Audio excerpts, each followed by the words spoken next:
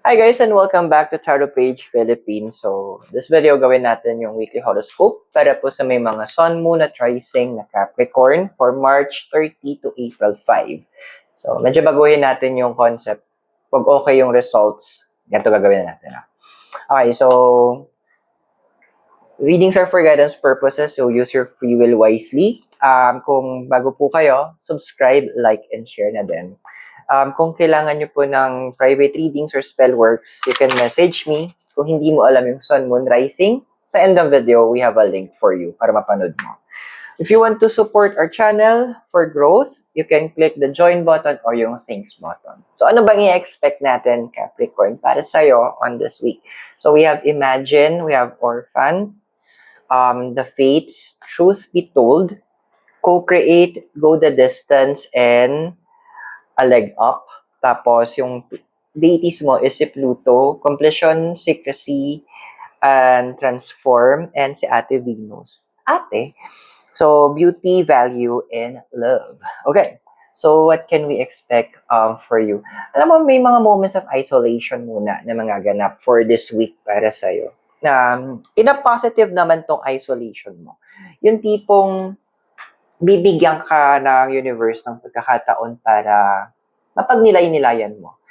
Ano ba yung mga capacity mo? Ay, kumbaga, ito na yung moment na yung ano ba yung mga kaya mong gawin, ano yung alam mo, saan ka nag-grow, ano yung, ano mo, mga skills mo. So, bibigyan ka ng universe ng moment to rethink about it. Kasi, ano yun yung gagamitin ng universe para sa expansion mo. Ngayon, meron yung, may isang movie yung, I think, Sweet Home Alabama. Sabi doon nung, yung ex niya, nung babae, sometimes the things we are looking for are right where we were before. Sa Tagalog, minsan yung mga hinahanap natin, nandun pala sa pinanggalingan lang din natin. So, ito yung moment na the universe will bring you back to your basic. Pababalikin ka niya sa mga akala mo dati okay ka na, graduate ka na doon ng mga bagay-bagay. So, the universe will allow you to review yung mga bagay na yon sa mga things na nakaraan mo. Kasi may mga mauungkat ka doon na parang, ay, dati pala, na may interest ako sa pag-drawing at na-try ko pala siya at maganda naman yung kinakalabasan. So, babalikan mo siya or before, ay, nagsusulat pala ako ng diary and nagagamit ko yun para ma-review ko kung ano ba yung mga good and bad decisions na gawa ko in the past. So, magkakaroon ng going back and sabi nga din ng The Fates and Truth Be Told, madami kang matututunan because of it. Andoon na yun yung magiging way ng universe para ma-review mo yung sarili mo. Ma-calibrate, ayun siguro, ma-calibrate mo na ang dami ko palang na-miss na dati, ang dami ko palang mga hindi na inungkat about myself. So, this is a moment na kung saan for the review ng ikaw, ng iyong sarili. Kasi yung mga tools na gagamitin in the future para sa growth mo, matatagpuan mo siya in the past.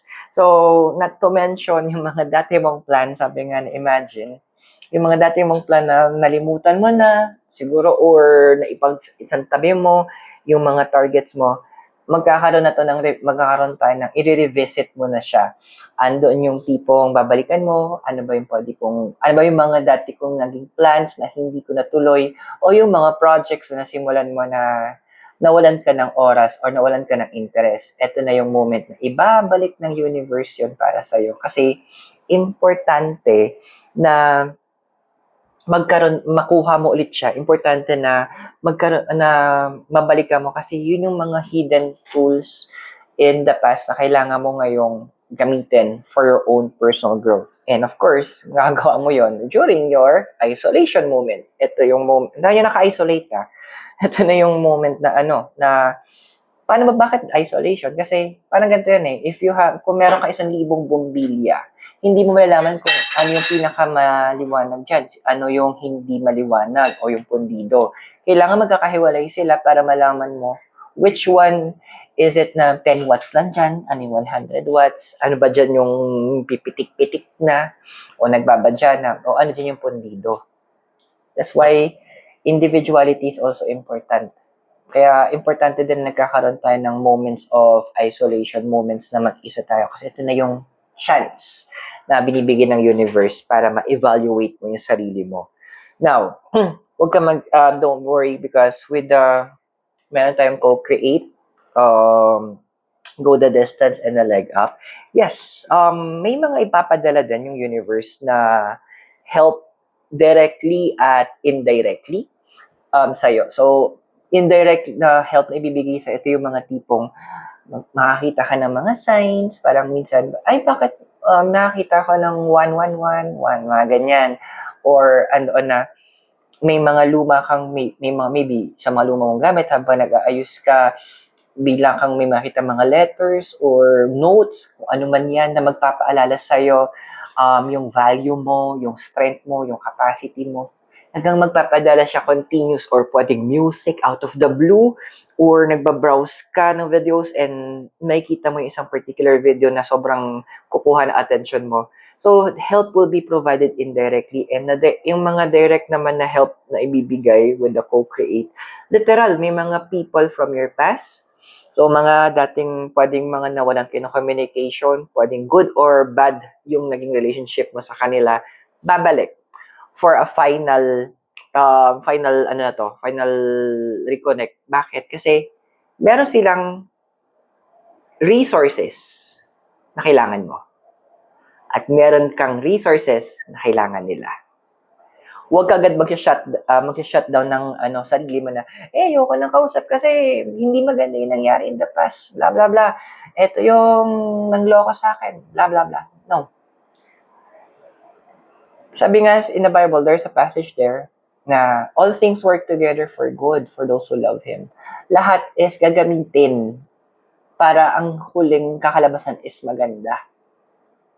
Para sa mga nagmamahal sa Kanya. And I trust na mahal mo din naman ang Creator mo.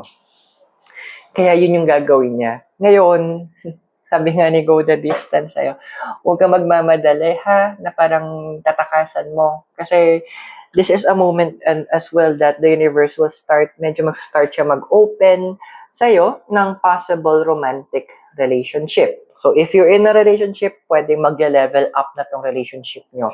But para doon sa mga hindi na walang relasyon na romantic, medyo prepare mo yung sarili mo. Magsisimula na yung universe na dalhin ka doon sa level na yun. Pero medyo patagal pa to. Sisimulan lang niya yung process. So, we're looking at within the next 1 to 2, hindi ko alam kung weeks to or 1 to 2 months. 1 to 4 weeks or 1 to 4 months. Magkakaroon ng chain of events para may makilala ka, someone who is ideal. Someone na sabihin natin na kayang intindihin yung saltik mo. Kayang intindihin yung pinagdadaanan mo. At medyo andoon nakakasabay siya sa gulo ng buhay mo. Now, what we have here is for sa mga deities mo, si Pluto, and completion, secrecy, and transformation, tsaka si Tita Venus. So, we have your beauty, value, and love. Yeah. So, I'm smelling romance para sa iba sa inyo sa may placement ng Capricorn. Pero more than the romance, kasi hindi ka mabibigyan ng isang bagay or isang blessing ng universe na hindi ka prepared. So, kaya ka magkakaroon ng isolation. Ipe-prepare ka, syempre. Andoon na, with the self-assessment, ikaw din makapagpatunay, okay na pala ako. So, huwag kang matakot doon sa mga magaganap na yon kasi it will, at the end, sabi nga, all things will work together for good for those who love Him. Excited for you. So, I hope nakatulong yung readings. Those are for guidance purposes. Use your free will wisely. Kung bago ka, subscribe, like, and share. To support us, click on the join button or the thanks button.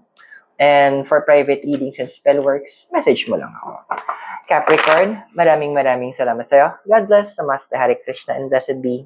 And hope to see you very soon. From Baguio City, have a great day. Bye for now. Yee.